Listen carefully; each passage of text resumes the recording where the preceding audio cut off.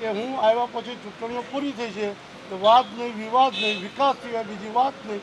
હવે જે ગરમાનું હોય ત્યાં ગરમી લાગે, રાજકોટના જે અગ્રણીઓ છે દિલીપભાઈ, રાજકોટના અગ્રણીઓ એમને જ પ્રેસ કરી આજે રાજકોટમાં અને ભાજપના અગ્રણીઓ છે. અને તમને ક્યાં કેમ લાગે છે કે દક્ષિણ ભારતની લોબી છે, આઈ મીન દક્ષિણ ગુજરાતની લોબી છે, સૌરાષ્ટ્રની લોબીને હવે રાજકારણમાં ખતમ કરવાની?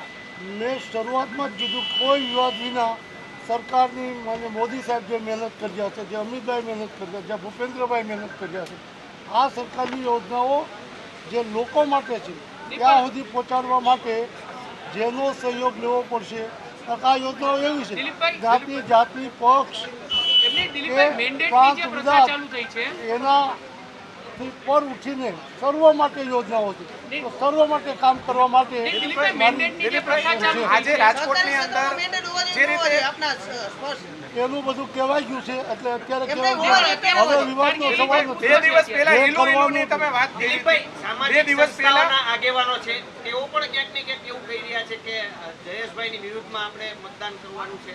આને લઈને શું કહેશો? સામાજિક સંસ્થા આમાં જોડાવવું જોઈએ કે ન જોડાવવું જોઈએ? એ એમનો વિષય છે, વ્યક્તિગત હોય છે. હું સામાજિક સંસ્થા લઈને નીકળવાનો છું. પક્ષાપક્ષી, જ્ઞાતિ જાતિ, કોમ, પ્રાંત, ભાષાથી પર ઉઠીને સૌના કલ્યાણ માટે કામગીરી હાથ ધરવાનો છે. એમાં સૌનો સાથ લેવાનો છે. સૂચનો છે સૌનો સાથ, સૌનો વિકાસ, એ જ દ્રષ્ટિથી કામ કરવાનું છે.